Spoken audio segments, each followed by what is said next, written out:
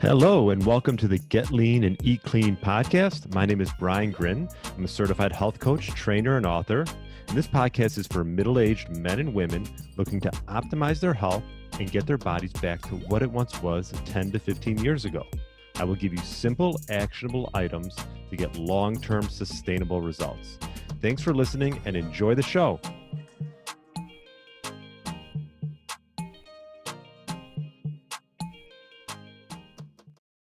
All right. Welcome to the Get Lean, Eat Clean podcast. My name is Brian Grin, and I hope you had a wonderful weekend.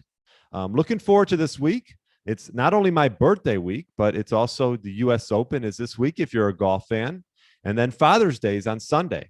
So it's going to be a great week. And I hope you're enjoying these micro podcasts I do every Tuesday just to give you actionable tips that can get you results. And then obviously on Friday are the longer interviews with different health experts from all over the country. So hope you're enjoying the podcast. I am. I love meeting new people and just laying some tips so you can get results. Now, this week I want to touch on actually a topic that came up with Megan Ramos. And Megan Ramos was a guest of mine a few weeks ago. And, typically at the end of the interview, I asked, what's your one tip to get your body back? Maybe if you're in your 50s or 60s or 40s and you want to get back to when you were in your 20s. And what was her one tip? Not snacking. And I said, you know what? This is going to be worth doing a podcast on because I really think it can be that impactful, not only just for your health, but just mindset throughout the day. If you're only going to have 3 meals a day, which is completely fine, because back in the 1970s, 60s, 70s, when obesity wasn't around really, not as much as it is today, people didn't really snack. They had 3 whole meals and that was it. Now, because of all these food companies and snack companies, they tell you got to eat 5, 6, 7 times a day. Obviously, they want you to because they're saying you need more energy and you need to get glucose for your brain and feed your brain. Well, none of this is true. It's all being debunked. You don't need to be snacking throughout the day to have energy. I actually find I have more energy when I have nothing in my system.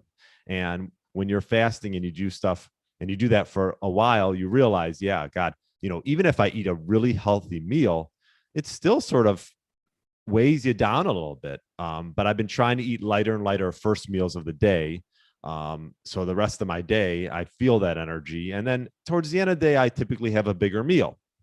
But that's when I don't have anything really much else to do for the day. That is that difficult. I try to do all my, let's just say, all my producing activities in the morning and early afternoon, and then after that is when I typically have my meals. So either way, if you can get in the habit of not snacking, I'm going to talk about it today, because us as in the United States and in the world has gone to this trend of there's a Starbucks on every corner and you need to snack 5, 6 times a day, and that is just not true. So if you can take one thing from this, let's leave snacking to a minimum. Now, if you're getting food cravings, there's a lot of things you can do. I'm going to give you some tips to get over snacking. But I found some cool information on if you're having certain cravings, what this might mean. So if you crave something crunchy, like pretzels or potato chips, you could be yearning for more salt. So this could indicate that you are thirsty and need to drink more water. Now, I would recommend adding a quality sea salt, maybe a Redmond sea salt to your water, or like a mineral drop as well.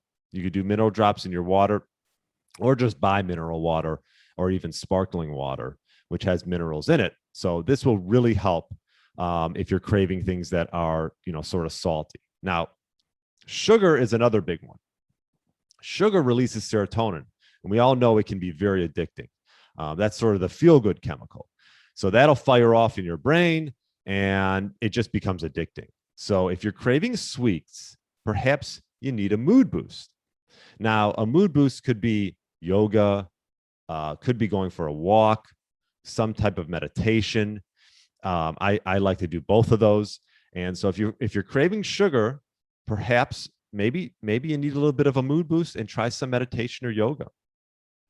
Now, if you want something starchy, like white carbs, bread, pasta, or crackers, that'll come from the same area that the sweets will come by, because that'll just turn to sugar really quick. So again, we'll talk about it. But if you're craving those things, a lot of times you're not having a satiating meal in itself. And if you're eating nutrient dense foods, which I'm going to talk about in a second, that will really help. Now, if you're feeling down, and a lot of times people eat just, it's like comfort food, right? So this could be like meatloaf, I don't know, chicken noodle soup, lasagna. Maybe these are things that you had when you were a kid.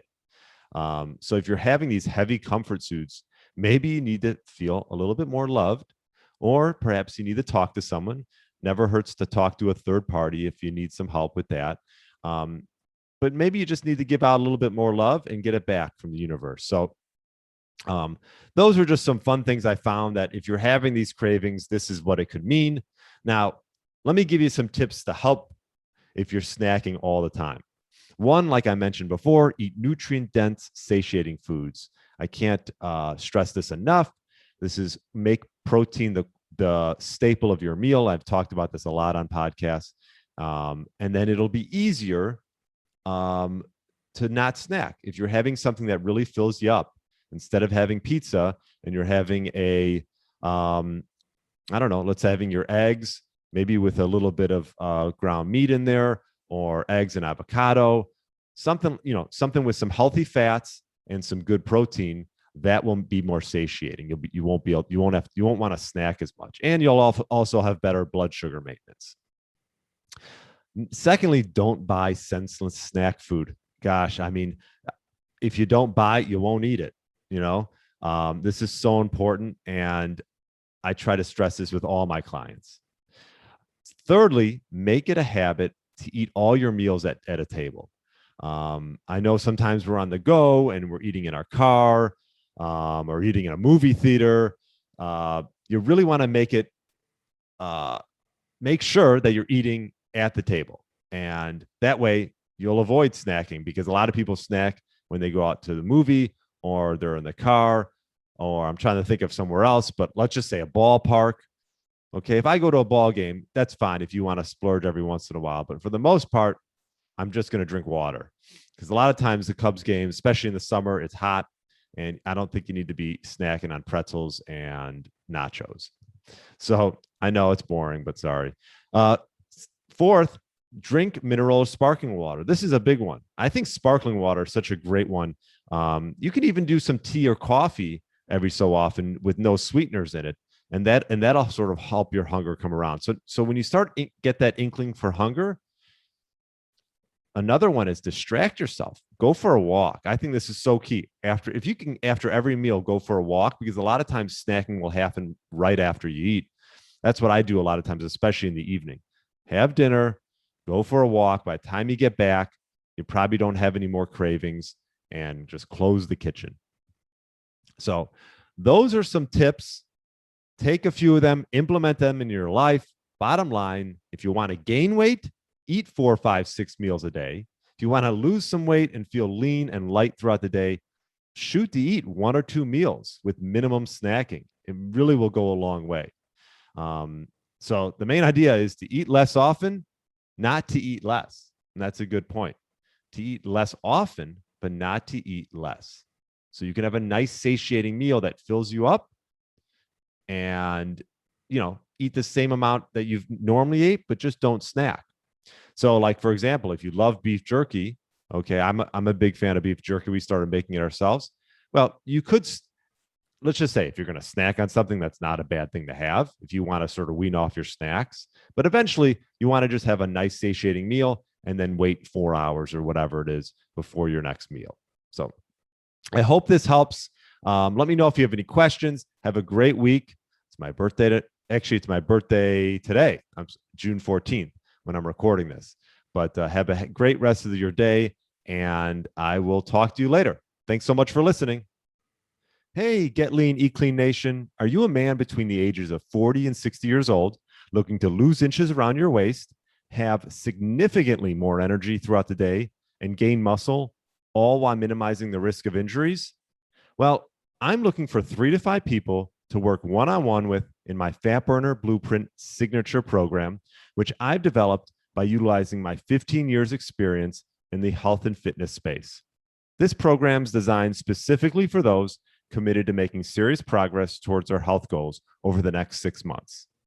We will focus on sleep, stress, nutrition, meal timing, and building lean muscle. If this sounds like a fit for you, email me at brian@briangrin.com with the subject line Blueprint. That's brian@briangrin.com with the subject line Blueprint. Thanks for listening to the Get Lean, Eat Clean podcast. I understand there are millions of other podcasts out there, and you've chosen to listen to mine, and I appreciate that. Check out the show notes at briangrin.com for everything that was mentioned in this episode. Feel free to subscribe to the podcast and share it with a friend or family member that's looking to get their body back to what it once was. Thanks again, and have a great day.